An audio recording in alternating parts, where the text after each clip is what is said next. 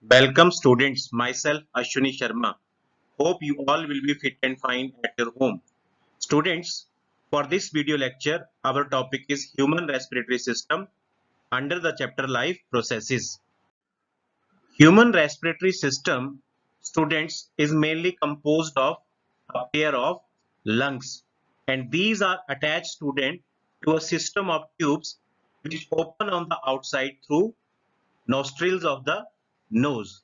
So human respiratory system, students, is made up of lungs and it opens outside through the nostrils of the nose. Following are the main structures or main parts of human respiratory system, students.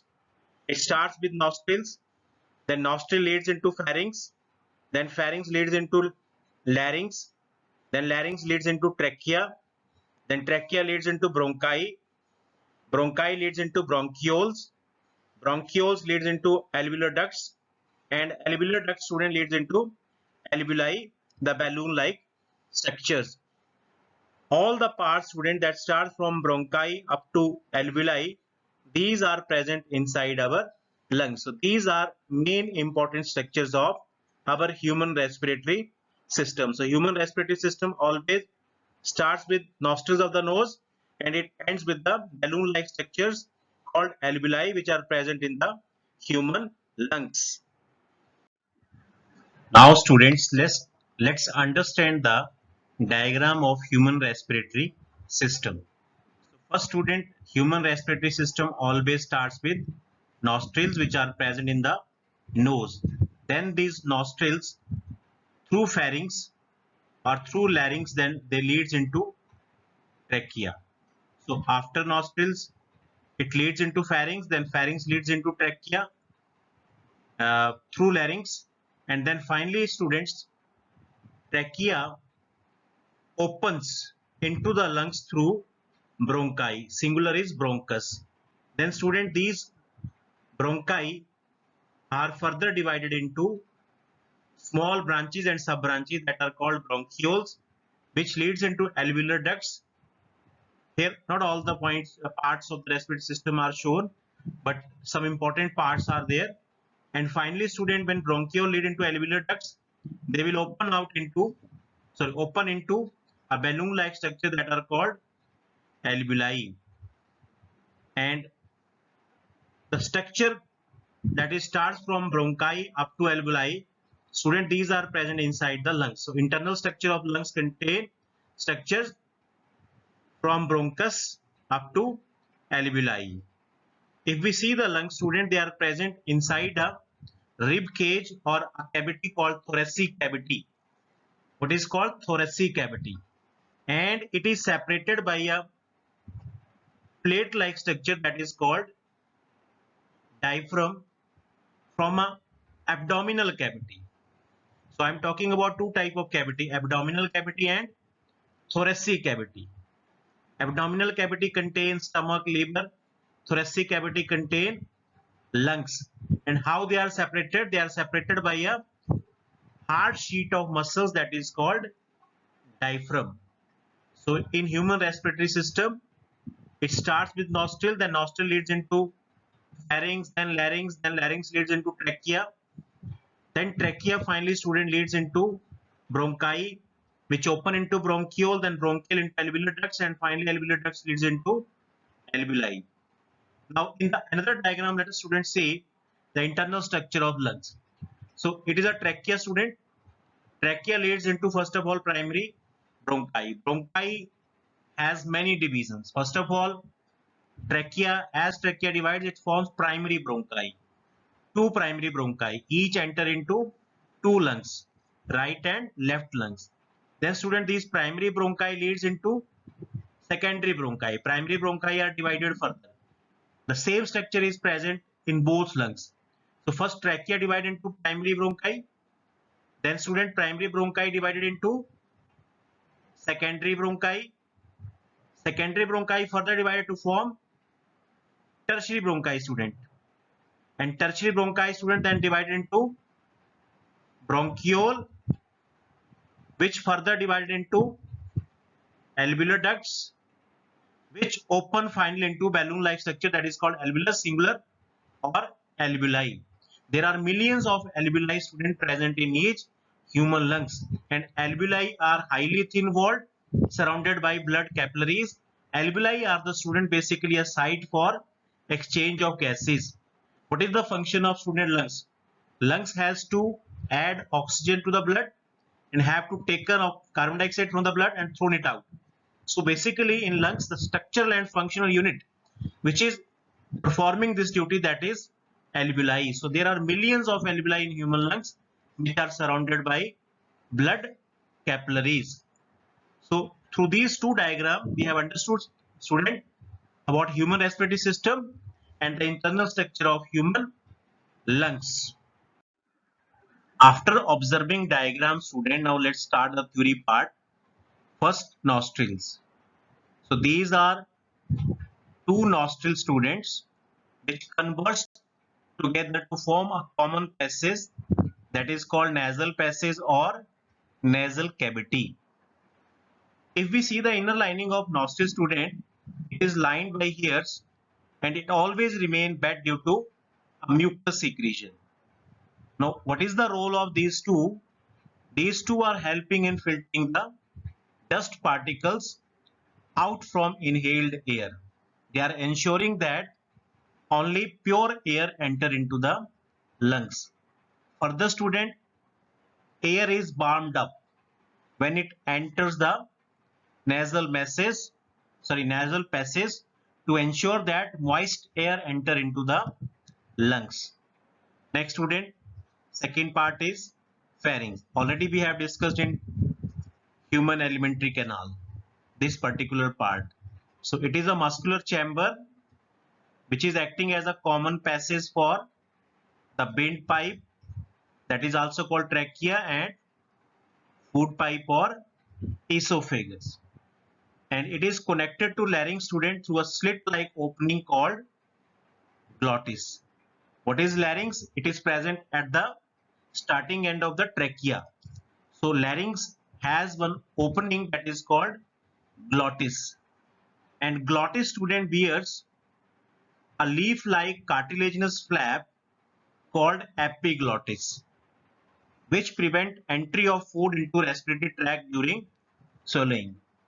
So very important function, student, epiglottis is playing, that when we are eating food, then it get closed for a fraction of time so that it can prevent entry of food into the windpipe or trachea. Because if food or other substances will enter into the windpipe, which is the route for the entry of air, then it become quite fatal for the human being. So during swallowing of food, it get closed for a fraction of time. Otherwise, it generally remains open for the entry of pure air into the lungs.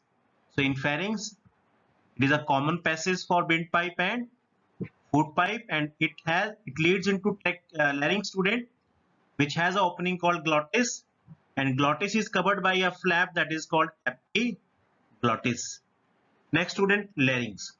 So it is situated at the point of joining the pharynx and trachea. This is also called voice box because it is responsible for production of voice. So student, in this slide we have discussed three important parts of human respiratory system, that is nostrils, pharynx and larynx. Next, student, let's start with trachea. So trachea is also called windpipe and it lies below the larynx and it moves down the neck.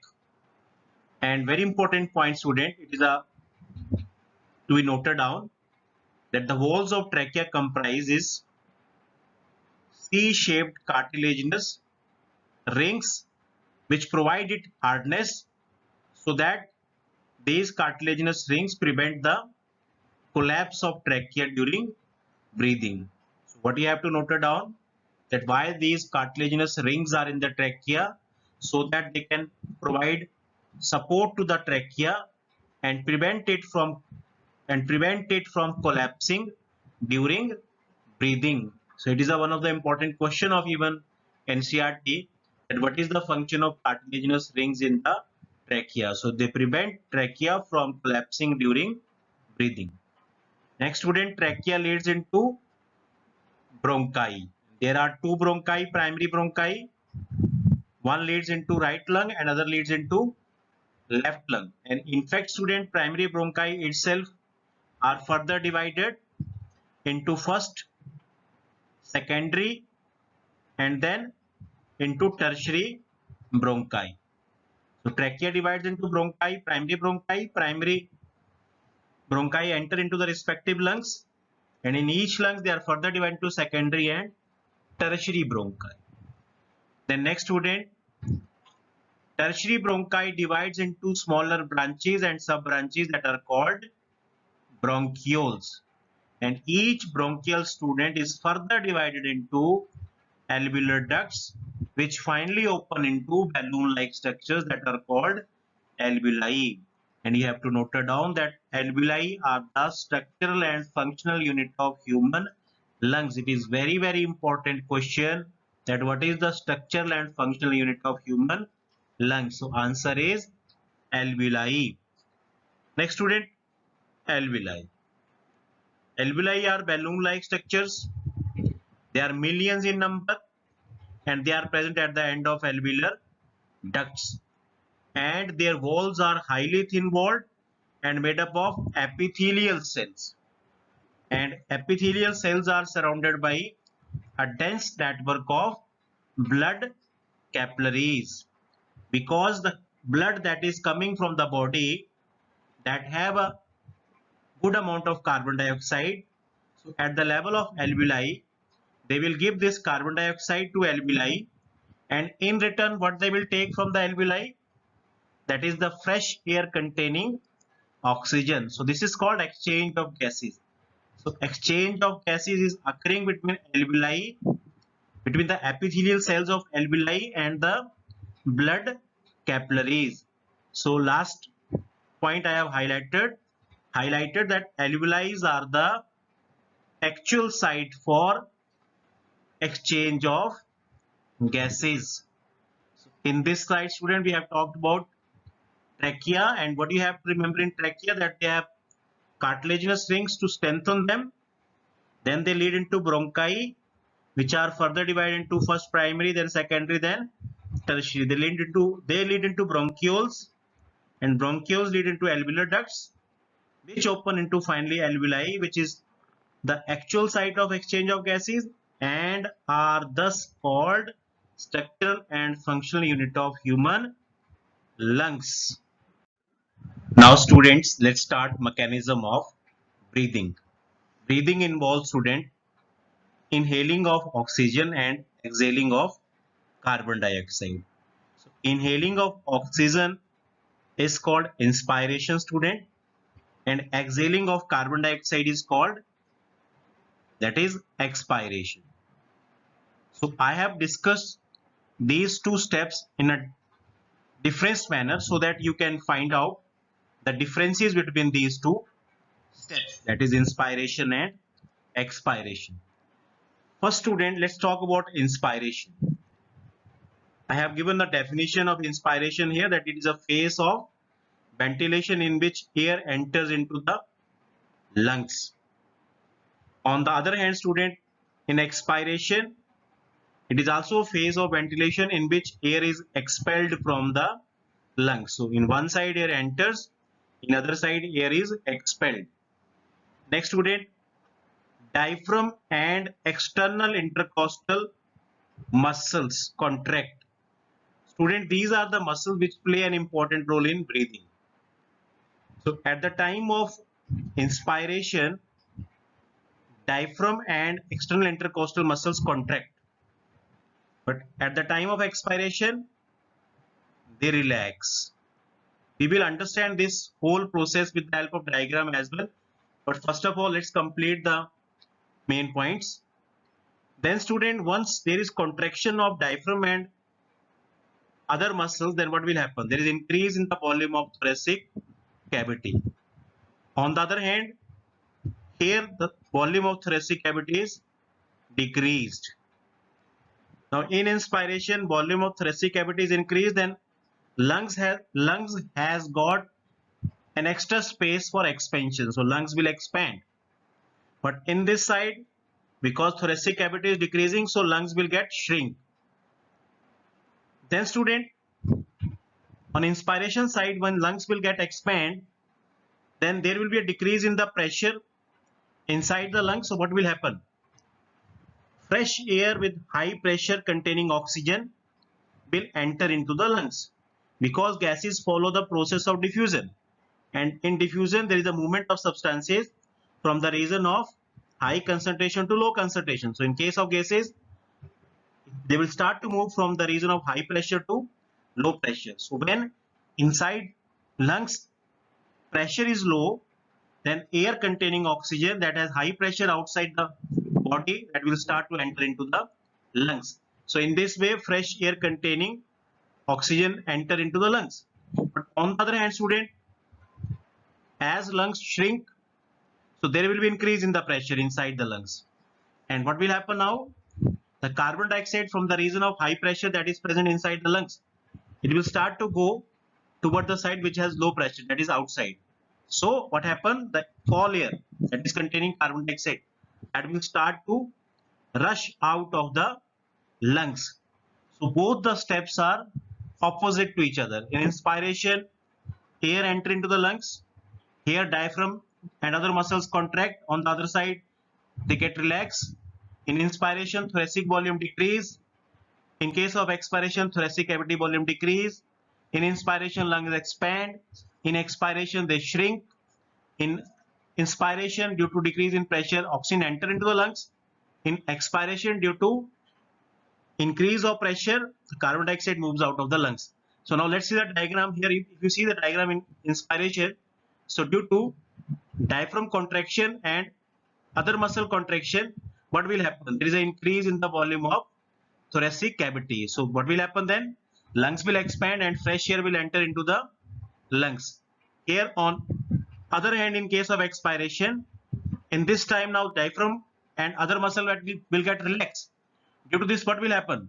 Thoracic cavity volume will get decreased, due to which lungs will get shrink, and fall air that is containing carbon dioxide, that will move out from the lungs. So with the help of diagram, we have understood the mechanism of inspiration and expiration. So the role of two muscles is there in mechanism of breathing, that is diaphragm and external intercostal muscles, which are associated with the ribs. So in this way, student, we have completed all the important topics related to human respiratory system. With this, this video lecture is over. In our next video lecture, we will come with some more aspects of respiration. Till then, take care. Thanks.